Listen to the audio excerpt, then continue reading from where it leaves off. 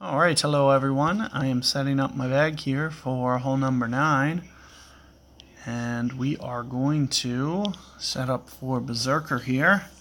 Hopefully they give us the wind here. I remember from last tournament we did have the wind. So I'm hoping that's going to be the case here. And you know what? We'll see if I'll stay with Berserker. You know, globe, if you have a globe, I would highly recommend a globe. I remember playing this hole, and the biggest thing was getting it left to kind of keep it out of the bunker, keep it out of the rough up there on the right. Some more side spin is going to be a good thing. In fact, these new balls, to be honest with you, could be very solid balls for this. In my opinion, it's a little bit more than a Berserker in terms of distance. Of course, you know, probably going to go for a full hook here with full curl as well. So if you have an Android device, you know, optimizing that curl is going to be crucial. Also keep in mind, when you take off topspin, you're getting more curl. So here you're going to see me probably intentionally try to, and I'm going to switch to a globe. And like I mentioned, you know, taking off topspin here is going to be a way for it to curl more. So here you can see it's kind of a medium wind, 16 miles per hour. I'm probably going to land up here near the shadow just by the looks of things and getting a feel. So I'm trying to kind of anticipate how much I need to hook. And, you know, I'm pretty safe to assume that I'm going to go over there. That's at least 3 full targets. Wow, why did that happen? That's unbelievable. That pisses me off. That's so frustrating. I couldn't grab the ball. Like, I don't know if you saw me just sitting there. I could not grab the ball. I tried to grab it. It wasn't until the 4th time that I actually grabbed it. So we're going to have to do a... It's not a big deal. I was going to forfeit out of this hole anyway. So we'll just do a regroup here. Hopefully get a very similar wind. But I'm sure, you know, in the grand scheme of things, it's not going to matter. So think of it as, you know, your wind's going to vary between 15 and 19 miles per hour. So it's not going to matter. You know, what my shot does, it doesn't mean your shot's going to do exactly the same thing. So that's the biggest thing that I want you to keep in mind. Here you can see now it's an 18 wind. I much rather preferred the 16 wind to this. I'd rather have a little bit more of a smaller wind. I do think for accuracy purposes, you know, that's going to be a good thing. Like I said, you know, I am worried that it is going to land very, very far, which is going to just make the fairway narrower and narrower. So I'm even going to back off the topspin even more than I was on the last attempt. And there you see, no problem grabbing it this time. You know, just make sure that you're going minimum, you know, 3.5 targets. There you see I am landing very centered.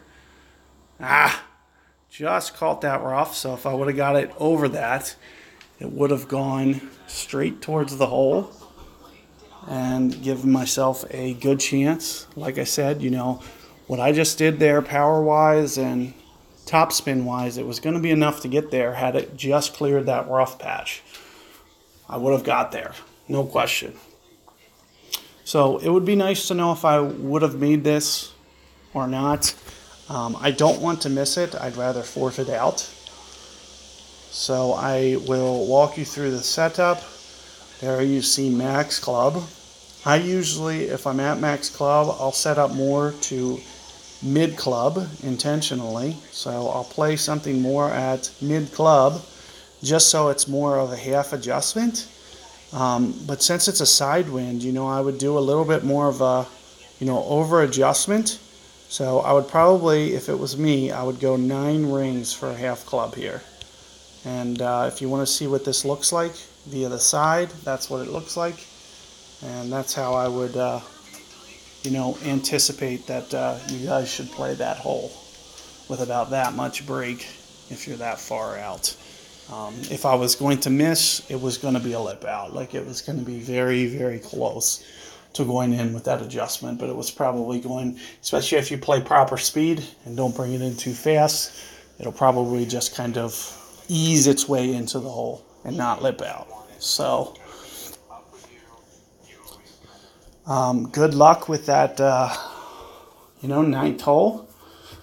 Like I said, where you aim is going to be, kind of dependent upon your wind direction.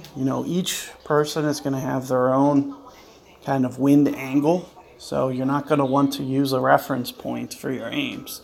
You're going to want to always calculate it and be very, smart about where you think the ball is going to land, because the differences between 15 and 19 miles per hour are going to be monumental. Also, the differences between going first and second are going to be huge as well. These are going to be huge critical factors as to what your wind angle is and, whether or not you're going to land centered or not. In terms of target-wise, what I just went on that ninth hole was about maybe 3.3 bullseye targets for a land zone.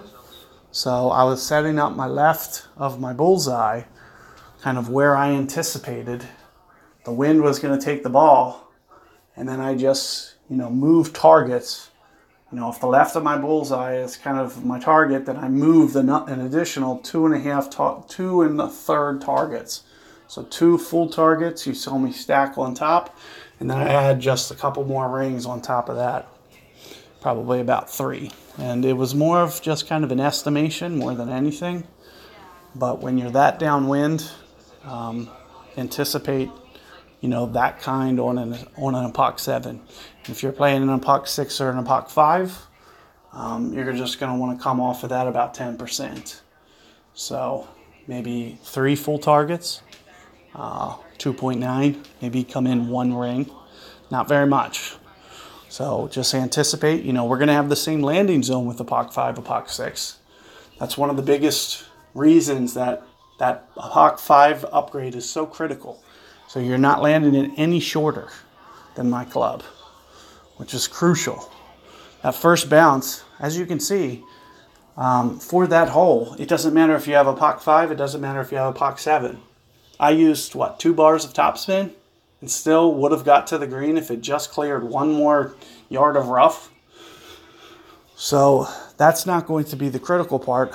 And like I said, you need to keep in mind that when you lower your topspin like that, you're getting more cut to the left, which is a good thing. So you're really hitting a more optimal shot as opposed to putting on more topspin. More topspin is going to keep the ball to the right. You're going to see a lot of players missing that bunker. You're going to see a lot of players missing that right rough. So keeping those tips in mind that I'm kind of strategically giving you guys, you're going to get the ball more left, and you're going to get the ball more in line with the hole. Give yourself an easy pitch as opposed to something that you're going to have to do, a timing pitch, where you need to have perfect timing from the rough or from the bunker. So good luck with that 9th hole, and hopefully tomorrow, with corrections, I'll be back for round 2 for you guys, so you can see another walkthrough of this hole. And good luck out there. See you guys on the next one.